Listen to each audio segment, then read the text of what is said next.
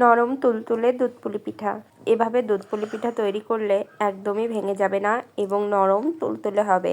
কয়েকটি বিষয় মাথায় রাখলেই নরম তুলতুলে দুধপুলি পিঠা তৈরি করা যায়। সেই টিপসগুলোই আজ আপনাদের সাথে শেয়ার করব। নমস্কার বন্ধুরা, আশা করি সবাই খুব ভালো আছেন। টুম্পাস কিচেন অ্যান্ড মিনি ব্লগসে আপনাদের সকলকে জানাই স্বাগত। আজ আমি দুধপুলি পিঠা তৈরি করে দেখাবো। অনেকেই দুধপুলি পিঠা তৈরি করতে পারেন না, কারণ শক্ত হয়ে যায় কিংবা দুধে দেওয়ার সাথে সাথে ভেঙে যায়। কিন্তু এভাবে যদি আপনারা তৈরি করেন তাহলে একটাও ভেঙে যাবে না এবং নরম তুলতুলে হবে। চলুন তাহলে দেখে নেওয়া যাক কিভাবে আজ আমি নরম তুলতুলে দুধপুলি পিঠা তৈরি করি। অবশ্যই বন্ধুরা সম্পূর্ণ ভিডিওটি দেখবেন, তাহলে সঠিকভাবে তৈরি করতে পারবেন। প্রথমে আমি পুলি পিঠার পুর তৈরি করব। এজন্য কড়াইয়ে দিয়ে দিলাম 1 চামচ ঘি। এখন এখানে দিয়ে দেব কিছু বাদাম কুচি।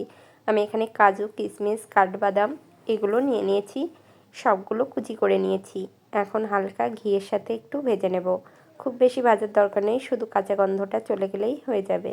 বন্ধুরা, নারকেল পুর তো আপনারা অনেক খেয়েছেন, কিন্তু একবার এভাবে পুলি পিঠার পুর তৈরি করে খেয়ে দেখবেন, খেতে অপূর্ব লাগবে।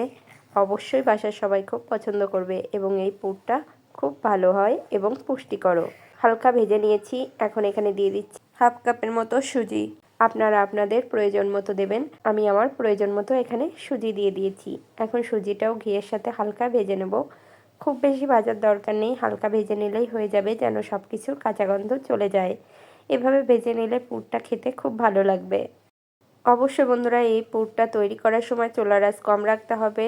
চুলার আঁচ বেশি থাকলে পুরটা ভালো হবে না, পুড়ে যাবে এবং পুড়ে গেলে কিন্তু খেতে একদম ভালো লাগবে না। দেখুন বন্ধুরা, এখানে আমি হালকা ভেজে নিয়েছি।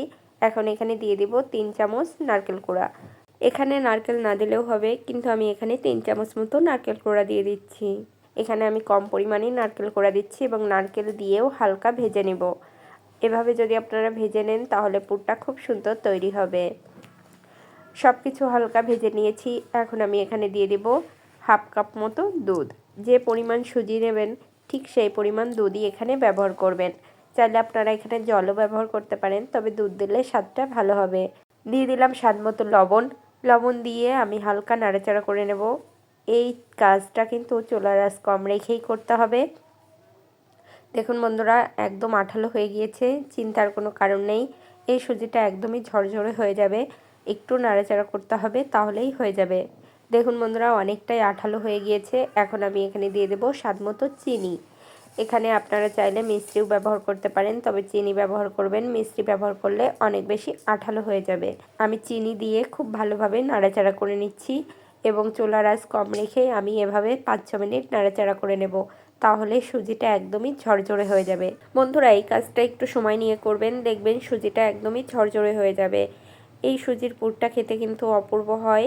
আপনারা একবার হলেও তৈরি করে দেখবেন। দেখুন বন্ধুরা, অনেকটাই ঝরঝরে হয়ে গিয়েছে। এখন আরও কিছুটা সময় আমি সুজিটা নাড়াচাড়া করে নেব। দেখুন বন্ধুরা, একদম রেডি হয়ে গেছে। এখন আমি নামিয়ে নেব। নামানোর পর সুজিটা ঠান্ডা করে নিতে হবে, তাহলে খুব ঝরঝরে হয়ে যাবে। নামিয়ে আমি ঠান্ডা করে নিয়েছি এবং খুবই ঝরঝরে হয়ে গিয়েছে। সুজিটা এরকমই ঝরঝরে হয়ে যাবে। এই পুরটা খেতে কিন্তু অসাধারণ হয়, আপনারা একবার ট্রাই করে দেখতে পারেন। এখন আমি চালের গুঁড়ার খামিরটা তৈরি করে নেব। এজন্য এখানে আমি জল ফুটতে দিয়ে দিয়েছি এবং জল ফুটে গেলে লবণ দিয়ে দিয়েছি। আপনারা এখানে স্বাদ মতো লবণ দিয়ে দেবেন। লবণ দিয়ে একটু নাড়াচাড়া করে দিলাম। এখন আমি এখানে দিয়ে দেব চালের গুঁড়া। আপনারা চাইলে সুজি দিয়েও তৈরি করতে পারেন, তবে আমি চালের গুঁড়া দিয়েই তৈরি করব। সুজি দিয়ে তৈরি করলে সবসময় পিঠাগুলো নরম হবে, কিন্তু চালের গুঁড়া দিয়ে অনেকেই তৈরি করতে পারেন না। তাই আজ আমি দেখিয়ে দিচ্ছি যে কিভাবে আপনারা নরম তুলতুলে পুলি পিঠা তৈরি করবেন। চালের গুঁড়া দিয়েই আমি চুলার আঁচটা মিডিয়াম করে 2 মিনিট ঢাকা দিয়ে দেব। 2 মিনিট ঢাকা দিয়ে দিয়েছি। এখন একটু উঠিয়ে নেব এবং মাঝখানটা এভাবে একটু গর্ত করে দেব খুন্তি দিয়ে। এভাবে করলে চালের আটা খুব ভালোভাবে সেদ্ধ হবে। বন্ধুরা, যত ভালোভাবে চালের আটাটা সেদ্ধ করে নিতে পারবেন, পুলি পিঠাগুলো কিন্তু ততটা নরম হবে। এর কয়েকটা টিপস আছে, টিপসগুলো ফলো করলেই নরম তুলতুলে দুধ পুলি পিঠা তৈরি করা যায়। আপনারা সম্পূর্ণ ভিডিওটা দেখতে থাকুন, তাহলে পুলি পিঠা সুন্দরভাবে তৈরি করতে পারবেন। আমি 3 মিনিট পর ঢাকনা উঠিয়ে নিয়েছি। চালের গুঁড়াটা খুব ভালোভাবে সেদ্ধ হয়ে গিয়েছে। এখন আমি নাড়াচাড়া করে সুন্দর একটা খামির তৈরি করে নেব। বন্ধুরা, এই চালের গুঁড়াটা তৈরি করার সময় চুলার আঁচ কিন্তু কম রাখবেন। সম্পূর্ণ রেসিপিটা অবশ্যই চুলার আঁচ কম রেখে তৈরি করার চেষ্টা করবেন, তাহলে খুব ভালো হবে। দেখুন বন্ধুরা ভালোভাবে মিশিয়ে নিয়েছি এবং চালের আটাটা খুব ভালোভাবে সেদ্ধ হয়ে গিয়েছে। দেখুন বন্ধুরা একটু নরম করে নামাবেন, তাহলে খুব ভালো হবে। এটাকে এখন নামিয়ে খুব ভালোভাবে মেখে নেব। গরম গরম মেখে নিতে হবে, তাহলে খুব ভালো খামির হবে। বন্ধুরা আমি নামিয়ে খুব ভালোভাবে মেখে নিয়েছি। মাখানোটা আপনাদের দেখাতে পারিনি, না দেখাতে পারার জন্য দুঃখিত। এখন আমি পিঠাগুলো তৈরি করে নেব। অল্প অল্প খামির নিয়ে হাতের ভিতর গোল করে এভাবে বাটি মতো তৈরি করে নেব। অবশ্যই এভাবে তৈরি করে নেবেন, তাহলে পিঠাগুলো তৈরি করতে সুবিধা হবে। হাতে একটু চালের আটা দিয়ে দিয়েছি, তাহলে এগুলো গোল করতে সুবিধা হবে, হাতে লেগে যাবে না। দেখুন বন্ধুরা বাটির মতো তৈরি করে নিয়েছি। এখন পুলি পিঠার পুরটা দিয়ে দেবো। দেখুন বন্ধুরা পুরটা কতটা ঝরঝরে হয়েছে। আমি একটু ছোট করে তৈরি করছি পুলি পিঠাগুলো, তাহলে খুব ভালো হবে। বড় করেও তৈরি করতে পারেন, তবে ছোট করে তৈরি করলেও ভালো হবে, এবং বড় করে তৈরি করলেও ভালো হবে, তবে ছোট করে তৈরি করলে দেখতে খুব ভালো লাগবে। দেখুন বন্ধুরা আমি এভাবে চেপে নিচ্ছি। যখনই হাতে একটু লেগে লেগে যাবে, তখনই কিন্তু এভাবে একটু চালের আটা লাগিয়ে নিতে হবে হাতে। আমি একটু ডিজাইন করে নিচ্ছি, আপনারা খেয়াল করে দেখুন, দেখলে অবশ্যই বুঝতে পারবেন যে আমি কিভাবে ডিজাইনটা করছি। আপনারা চাইলে এমনিও রাখতে পারেন।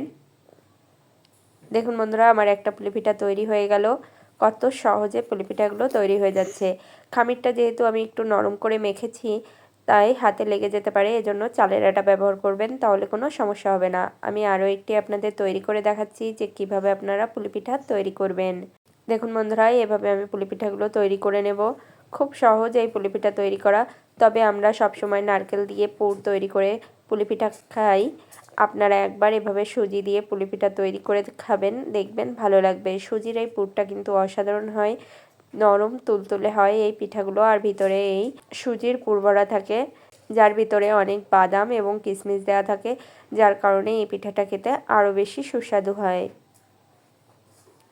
একইভাবে বন্ধুরা আমি সবগুলো পিঠা তৈরি করে নেব। আপনারা একটু দেখুন, দেখলেই বুঝতে পারবেন যে কিভাবে আমি এই পিঠার ডিজাইনটা তৈরি করছি।